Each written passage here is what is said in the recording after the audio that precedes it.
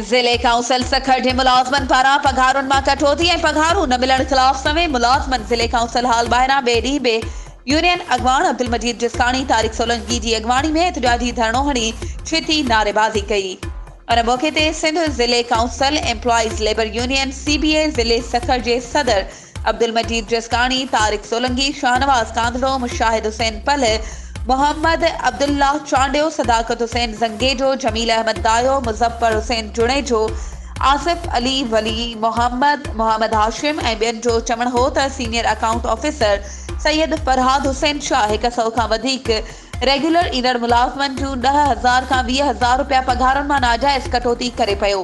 जॾहिं त गुज़िरियल महीने जी पघार बि नाहे मिली सघी ऐं रिटायर्ड मुलाज़मनि खे पेंशन जी अदायगी बि न थी सघी आहे।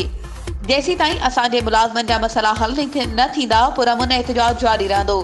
मुज़ाहिरीन ऐलान कयो त जेकॾहिं असांजे जाइज़ मुतालबनि ते अमल न थियो त ॿी सूरत में मकानी खाते वारे वज़ीर सैयद नासिर हुसैन शाह समेत वफ़ाक़ी वज़ीर सैयद खुर्शीद अहमद शाह PP MNA, नौमान इस्लाम शेख, सैयद अवेस कादिर शाह ऐं ॼाम इकरामुल्लाह धारेजो जे बंगलनि अॻियां एहतजाज करण ते मजबूर थी वेंदासीं। वधीक ख़बरुनि ऐं अपडेट्स जे लाइ असांजे चैनल खे सब्सक्राइब कयो ऐं हा, बेल आइकन खे प्रेस करणु न विसारिजो त जीअं असांजी हर नई अचण वारी वीडियो तव्हां ताईं पहुची सघे।